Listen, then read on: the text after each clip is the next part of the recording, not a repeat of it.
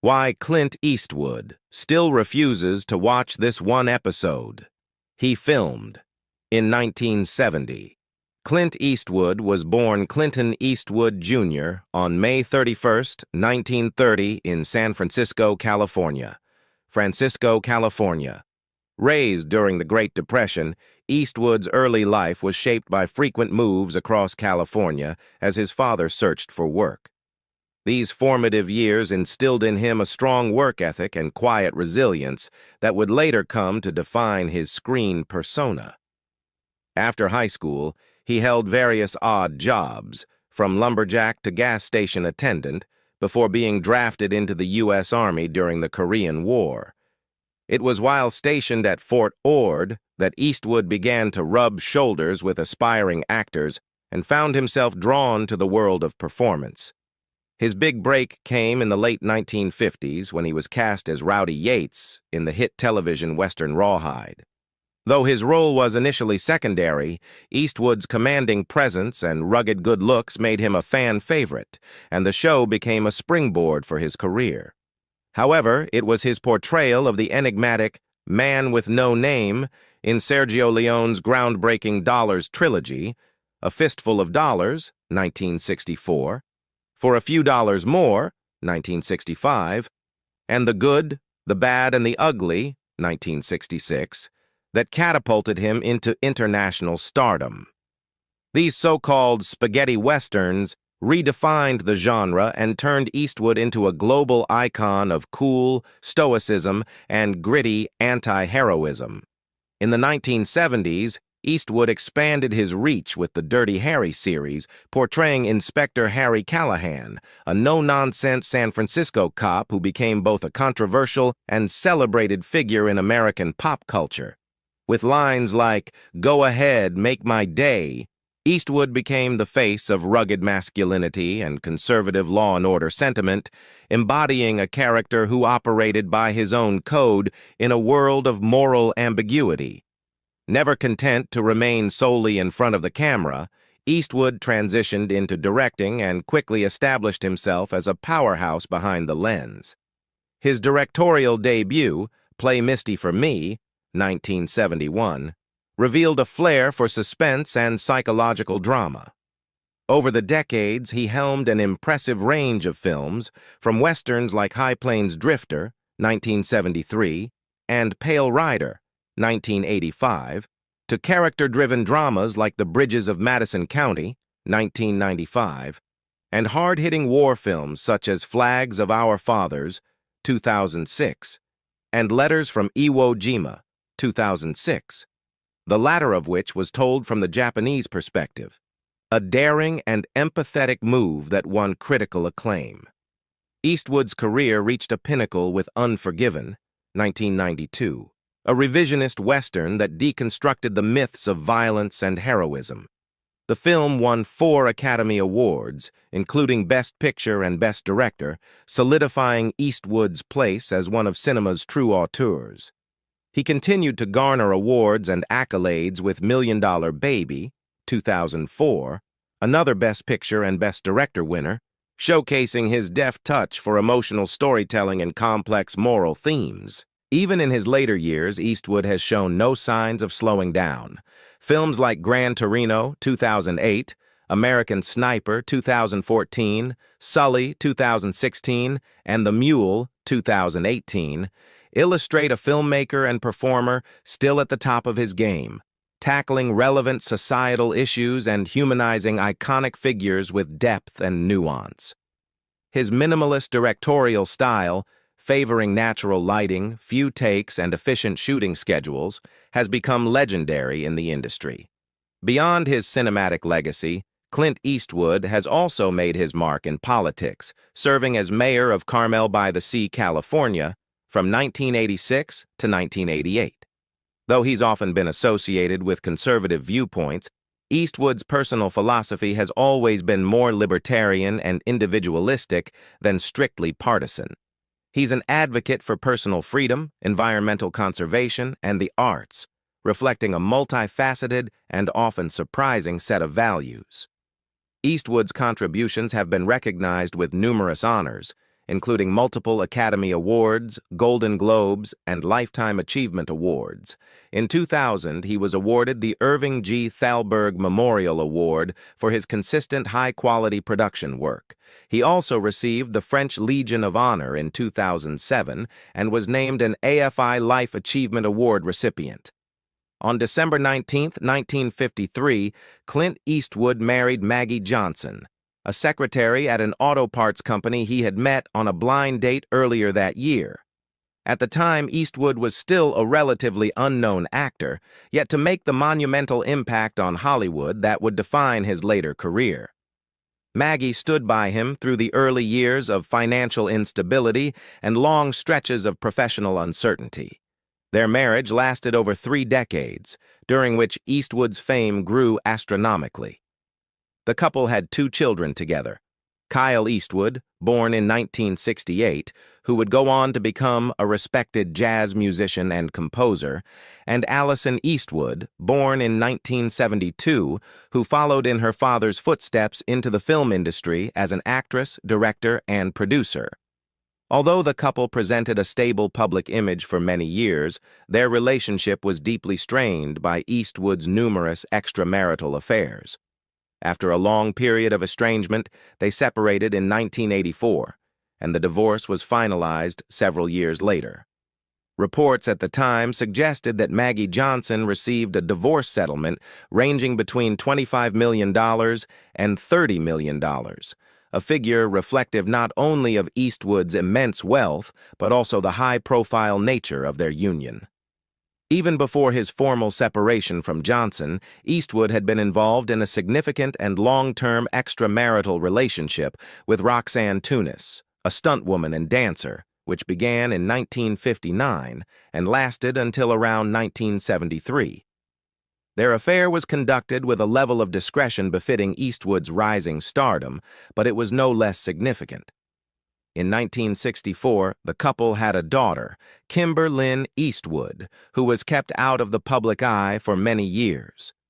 For a time, even the existence of Kimber was not widely known, and she was raised quietly by Tunis with minimal public acknowledgement from Eastwood, although he reportedly supported her privately. Kimber would eventually become involved in the entertainment industry herself, working as a makeup artist and producer.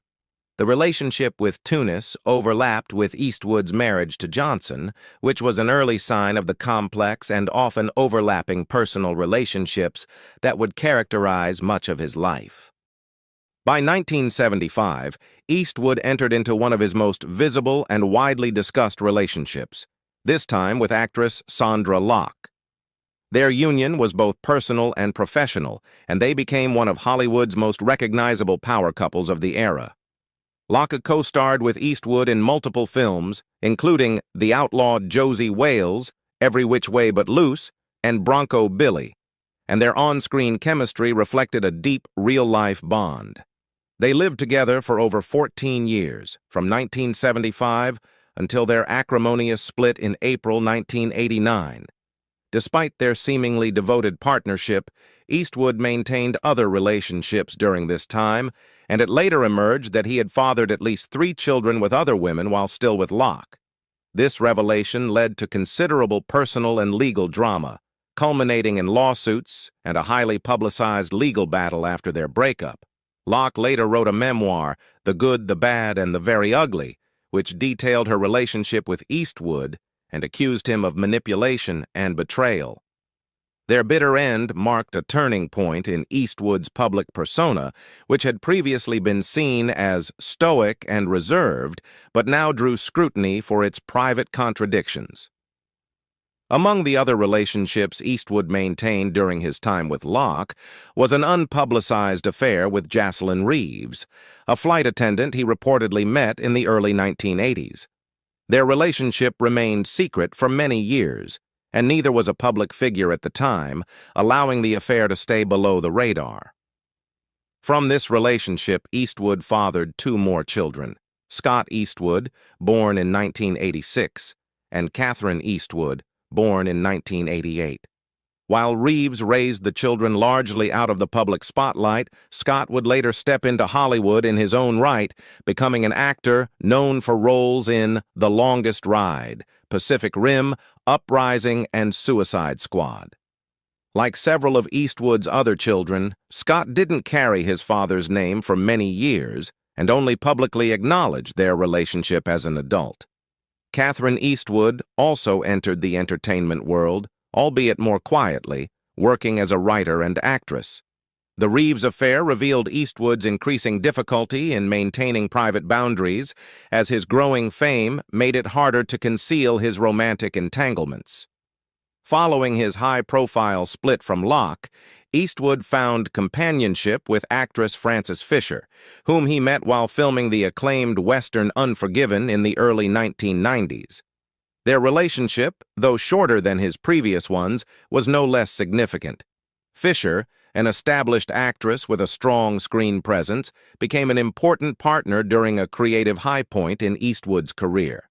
Together they had a daughter, Francesca Eastwood, born in 1993, who would go on to appear in television and film and gain further recognition through reality TV. Though Eastwood and Fisher eventually went their separate ways, they remained publicly cordial and have occasionally appeared at events together with their daughter.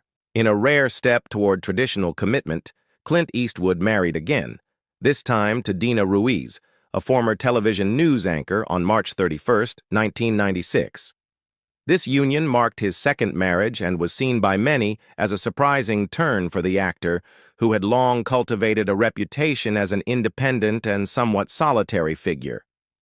Dinah, who was 35 years his junior, brought a different energy to Eastwood's life, and their marriage was widely covered in the media. That same year, they welcomed a daughter, Morgan Eastwood, born in 1996. For a time, the family presented a stable and relatively modern dynamic, appearing together in public and participating in various projects, including a reality show, Mrs. Eastwood and Company, which aired in 2012 and showcased the Eastwood family's life behind the scenes. However, the marriage began to falter, and by August 2013, Dina revealed that she and Eastwood were living separately. Their divorce was finalized in 2014, bringing an end to Eastwood's last publicly acknowledged long-term romantic relationship. Clint Eastwood, one of Hollywood's most enduring icons and an actor whose presence defined the Western genre for generations, has built his legacy on unforgettable roles, gritty storytelling, and uncompromising cinematic vision. But despite his vast filmography and long-standing reputation for professionalism, there remains one project that Clint Eastwood has consistently distanced himself from. Two Mules for Sister Sarah, the 1970 Western adventure he starred in alongside Shirley MacLaine. To this day, Eastwood refuses to rewatch the film, and the reasons go deeper than mere artistic dissatisfaction. They touch on clashing egos, creative disillusionment, and a profound discomfort that lingers even decades later. At the time the film was shot, Eastwood was still in the early stages of transitioning from his man-with-no-name spaghetti western persona to becoming a fully-fledged Hollywood leading man. He had already proven himself with Sergio Leone's trilogy, and Two Mules for Sister Sarah was intended to further cement his rising star power. Set during the French intervention in Mexico, the film tells the story of a cynical mercenary, Hogan Eastwood, who rescues and accompanies a mysterious woman, Sister Sarah MacLaine, on a perilous journey filled with revolutionaries, danger, and deception. On the surface, the project seemed like a perfect fit for Eastwood. It combined his rugged persona with an offbeat twist, offering a Western laced with comedy and intrigue.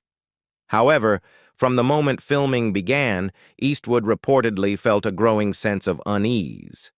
The source of much of this discomfort was his co-star, Shirley MacLaine, an outspoken and deeply involved actress whose working style clashed dramatically with Eastwood's laid-back, instinctual approach to acting.